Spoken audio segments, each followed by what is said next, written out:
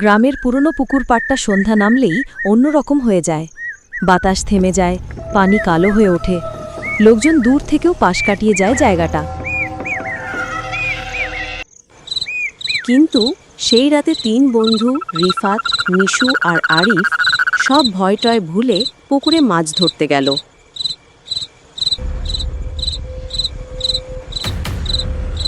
এত রাতে আসা ঠিক হলো তো?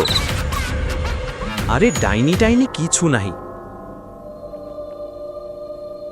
হঠাৎ পুকুরের মাছ থেকে বুদবুদ উঠতে শুরু করলো, যেন কেউ নিচে নড়ছে। দেখেছিস, এটা স্বাভাবিক না। তারা ঘুরে দেখল, ঘাটের কাছে সাদা কাপড়ে ভেজা এক নারী দাঁড়িয়ে আছে, মাথা নিচু, চুল ভেজা।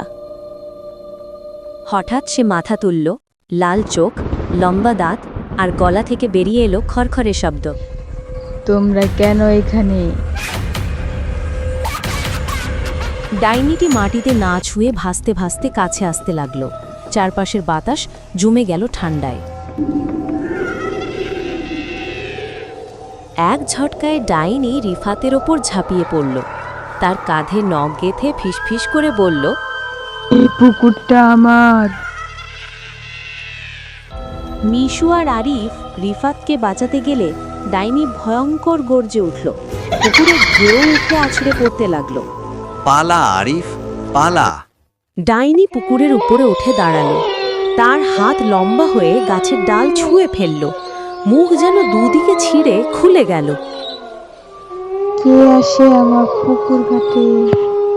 ঠিক তখনই গ্রামের এক বৃদ্ধ ফকির মশাল হাতে এসে মন্ত্র পড়তে শুরু করলেন। ডাইনি পিছিয়ে যেতে লাগলো, আর এক তীব্র চিৎকার করে পুকুরের নিচে মিলিয়ে গেল।